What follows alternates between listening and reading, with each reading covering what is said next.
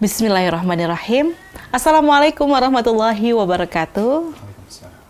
Alhamdulillahirabbil alamin. Puji syukur kehadirat Allah Subhanahu wa taala, Tuhan semesta alam, yang tentu atas izin Allah Subhanahu wa taala kita semua kembali diberikan ribuan nikmatnya, nikmat iman, nikmat Islam, dan juga nikmat ihsan, sehingga syukur alhamdulillah pemirsa kita masih diberikan kesempatan untuk beribadah dengan lebih sempurna pastinya. Dan tak lupa juga salawat serta salam marilah senantiasa kita haturkan keharibaan Nabi besar kita, Nabi akhir zaman, Nabi Muhammad Sallallahu Alaihi Wasallam. Pemirsa televisi Muhammadiyah dimanapun Anda berada, apa kabarnya? Semoga Anda saat ini dalam keadaan sehat walafiat, amin ya robbal alamin. Sebab satu nikmat yang kalau kita hilang, itu kita akan merasakan banyak sekali keburukan. Dari makan, aktivitas juga menjadi tertunda, dan lain sebagainya. Itu adalah nikmat sehat. Tapi memang nikmat sehat ini adalah nikmat yang paling sering orang-orang lalaikan. Karena di saat sehat kita lupa untuk menjaga diri kita, dan di saat sehat kita lupa untuk memanfaatkan waktu kita.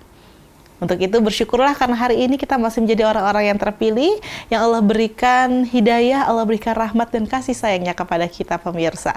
Dan tentu juga sangat berbahagia, saya Hermalia Septiana kali ini dapat kembali bersua dengan Anda dalam program Inspirasi Sukses bersama dengan Kausar Management. Dan seperti biasa kalau kita sudah berjumpa dalam program Inspirasi Sukses, tentunya akan ada satu pembicara kita yang akan selalu memberikan hikmah dan cerita, pengalaman yang insya Allah itu juga akan memberikan informasi bagi kita bagaimana cara kita seharusnya menjalani kehidupan kita. Banyak kita putus asa, banyak kita tidak semangat lagi, tapi mendengarkan kalimat-kalimat hikmah, mendengarkan motivasi, itu seringkali membuat kita kembali semangat. Itulah adalah Kang Irfan M.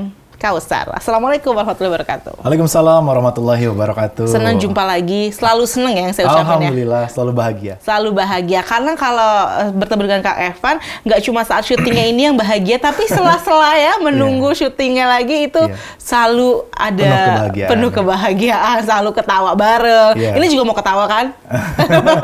Oke, nggak apa-apa. Senang ya Kang Irfan bisa kembali lagi nanti bagi-bagi hikmah lagi ya, pengalaman-pengalaman lagi sama seluruh pemirsa. Dan kali ini luar biasa, ada narasumber kita, teman saya. Jarang-jarang Kang Irfan ini ya bawa narasumber atau bawa rekan itu perempuan. Aduh, saya jadi selalu sendirian kalau di program ini ya. Tapi kali ini subhanallah kita kehadiran tamu yang sangat cantik sekali, yaitu adalah Kak Lanino Husina. Assalamualaikum warahmatullahi wabarakatuh. Warahmatullahi wabarakatuh. Masya Allah, cantik, solehah. Saya nggak ngerti lagi apa yang harus diungkapkan dari perjumpaan ini. Senang sekali Mbak bisa berjumpa. Sama-sama. Luar biasa, ini Kak Lanino Husina. Sulit untuk diingat namanya, tapi kita mudah untuk memanggilnya Kak Lala saja. Boleh ya? Baik, luar biasa sekali. Dan pemirsa, sesuai dengan sosok yang sudah hadir di tengah-tengah kita, tema kita dalam Inspirasi Sukses kali ini adalah hijrahku. Ya, sebuah proses perpindahan, sebuah upaya untuk menjadi lebih baik. Itulah hijrah. Sejatinya mungkin orang akan banyak mendapatkan hambatan, halangan, atau bahkan belum memulai, tidak sempat terfikir untuk dimulai. Nah, ini adalah proses hijrah yang harus dilalui oleh setiap orang. Dan bahkan kadang-kala juga kita-kita mungkin yang merasa sudah cukup atau merasa lebih baik, itu juga yang selalu menghalangi hijrah seseorang. Padahal kalau bagi saya, hijrah itu harus selalu diupayakan. Hijrah itu harus selalu diusahakan, dan itu proses yang tidak akan pernah selesai karena itu adalah sebuah perpindahan, dan manusia mereka adalah orang-orang yang tidak akan pernah lepas dari khilaf dan lupa. Jadi sebenarnya harus selalu hijrah. Nah, bagaimana hijrah menurut Kang Irfan? Oke, hijrah. Berbicara tentang sejarah, hijrah pertama kali dilakukan oleh Nabi Muhammad SAW dari kota Mekah ke kota Madinah. Apa yang dicari? Sesuatu yang lebih baik.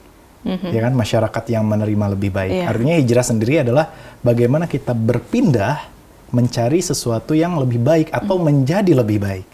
Jadi berbicara tentang hijrah, balik lagi di dalam kehidupan ya kita harus senantiasa hijrah, harus senantiasa meninggalkan keburukan dan semakin lebih baik setiap harinya, setiap waktunya. Ya, bahkan kita sering mendengar sebuah kalimat bahwa jika hari ini lebih baik dari hari kemarin, kita beruntung. Jika hari ini sama seperti kemarin, kita rugi. Dan jika hari ini lebih buruk dari hari kemarin, maka kita menjadi orang yang celaka. Nah, maka disinilah pentingnya agar diri kita senantiasa berhijrah. Tapi memang saat ini fenomena hijrah sedang ramai dibicarakan, bahkan dipraktikkan juga oleh masyarakat di seluruh Indonesia agar senantiasa dilakukan, terutama oleh anak-anak muda, yang mana mereka yang tadinya kehidupannya jauh dari agama, dari Islam, kemudian semakin mendekat kepada Allah, dan itulah salah satu bentuk hijrah. Oke, Masya Allah, luar biasa. Ini memang lagi happening banget nih ya. Kalau dibilang dari kehidupan kita sehari-hari, kita bisa melihat banyak orang, apalagi anak muda zaman sekarang, yang mereka mau hijrah. Walaupun banyak lah pengertian mereka masing-masing, hijrahnya mereka masing-masing. Dan jangan sampai kemudian ketika kita melihat fenomena itu, pemirsa, akhirnya kita melihat bahwa ngapain dibilang bahwa kalian hijrah? Itu belum hijrah. Kita nggak pernah tahu orang dari mana berjalannya ya. Bisa jadi orang dari titik A bisa ke B itu udah hijrah, tapi kalian udah di titik B ya harus ke C gitu kan. Jadi kayak ini sebenarnya selain sebuah rasa kebanggaan plus juga sebuah momen untuk mengingatkan diri kita kembali agar kita tidak mudah untuk menilai seorang. Dan kali ini yang sudah bersama dengan kita adalah Mbak Lala. Beliau adalah seorang penulis lagu sekaligus penyanyi juga, artis juga, hot model juga bahkan dahulunya. Dan banyak kegiatan-kegiatannya, sangat banyak sekali apalagi di dunia hiburan seperti ini. Dan yang kita lihat adalah dunia hiburan pasti sering kali jauh, kalau pasti nanti belum tentu ya, tapi paling tidak kerap kali mereka tidak berbusana seperti yang Mbak Lala kenakan sekarang, dan ya jauh lah segala aktivitasnya. Nah, Mbak Lala sendiri, ini aktivitas yang sekarang apa? Aktivitas sekarang, ketika memutuskan berhijrah, itu untuk syuting-syuting otomatis terhenti. Jadi aktivitasnya sekarang ya karena senang masak, jadi saya buka restoran kecil dan hanya mengelola itu.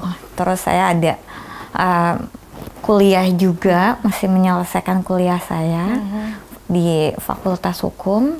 Selebihnya ya hanya ibu rumah tangga. Masya Allah, luar biasa sekali. Nah, konsekuensi ini bukan satu hal yang mudah untuk diputuskan. Orang banyak yang tidak berani berpindah. Gak usah pindah hijrah ini deh ya. Artinya menambah keimanan. Pindah rumah aja nggak rela. Gara-gara nanti kalau pindah rumah jauh dari tempat kerja dan lain sebagainya. Apalagi hal-hal yang tadi otomatis terhenti. Nah, ini bagaimana awalnya? Berantem nggak sih hati sama keinginan? Jadi sebenarnya jujur, ketika saya memutuskan untuk hijrah itu gitu,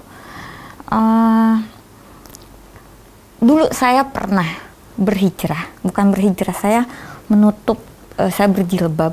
Waktu itu anak saya jatuh dari jembatan dan dia harus menjalani operasi otak besar. Di situ saya bilang, ya Allah, kalau anak saya selamat, saya akan memakai jilbab dan anak saya selamat. Padahal pada waktu itu dokter sudah bilang ini nggak mungkin gitu. Dan anak saya totally, dia hanya punya cuma 1 minggu untuk bisa sembuh. Dia bahkan di ICU pun hanya 1 hari. Dan saya pakai jilbab saya. Kemudian seiring berjalannya waktu, ada hal yang harus saya membuka jilbab saya. Dan saya buka jilbab saya. Terus berjalan seringnya waktu, saya single parent lama. Saya menikah dengan suami saya yang sekarang itu baru 1 tahun. Dan suami saya kebetulan ketika menikah dengan saya, dia sudah punya keinginan untuk berhijrah gitu. Jadi ketika itu suami saya bilang, saya harap kamu bisa mendampingi saya untuk ikut berhijrah. Lalu saya bilang, saya akan berhijrah, tapi tidak karena kamu. Karena saya sudah mengalami ketika saya berhijrah karena manusia, akan sangat mudah melepaskan hijrah itu lagi gitu. Saya ingin itu dari hati atau Allah sendiri yang menuntun saya.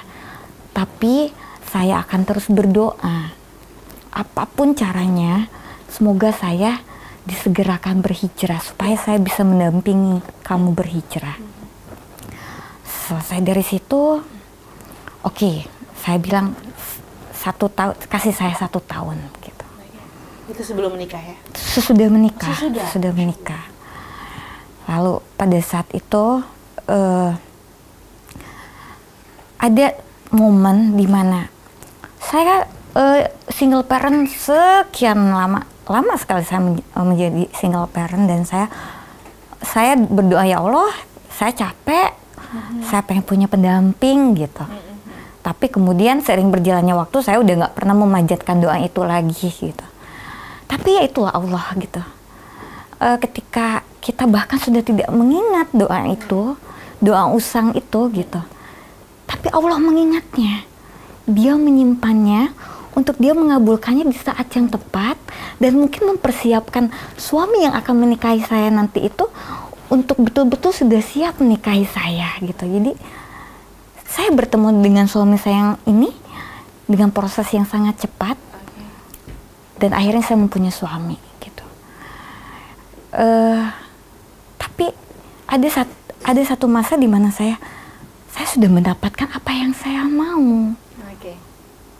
Menyadari bahwa doa itu terkabul. Ya? Tapi kenapa saya masih kosong, masih hampa gitu.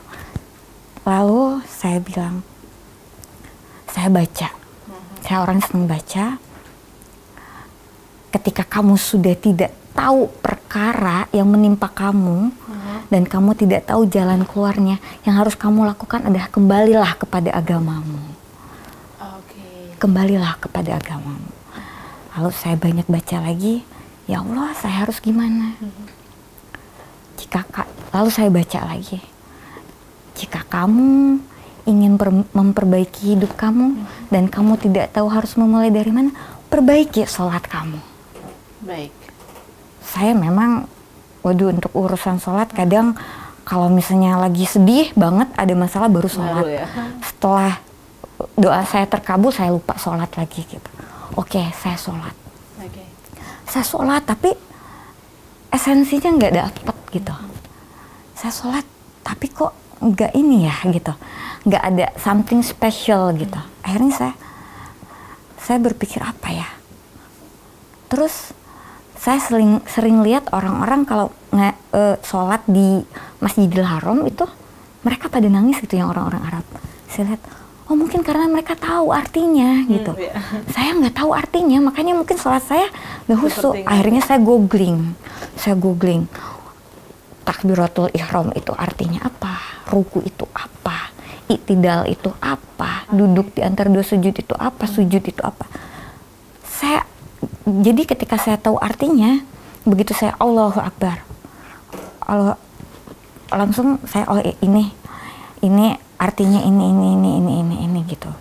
Terus ketika saya ruku, saya menyembah kamu, saya menyembah Allah gitu. Ketika saya iktidal, semoga engkau mendengarkan bahwa aku menyembahmu gitu. Ketika saya sujud lebih dalam lagi kepadamu, saya memanggilmu lagi gitu. Di situ saya lebih khusyuk gitu. Apalagi ketika duduk di antara 2 sujud, kan begitu banyak doa gitu. Disitulah itu awal pertamanya. Insya Allah. Nanti kita akan lanjutkan lagi tentunya pemirsa dan Mbak Lala. Sebenarnya apa yang kemudian menguatkan diri untuk terus konsisten mempelajari agama ya, bertahap sekali. Kalau yang tadi saya dengarkan ceritanya luar biasa, karena orang banyak juga belajar tapi berhenti. Dan sesaat lagi kita akan dengarkan kisahnya, tetap di Inspirasi Sukses.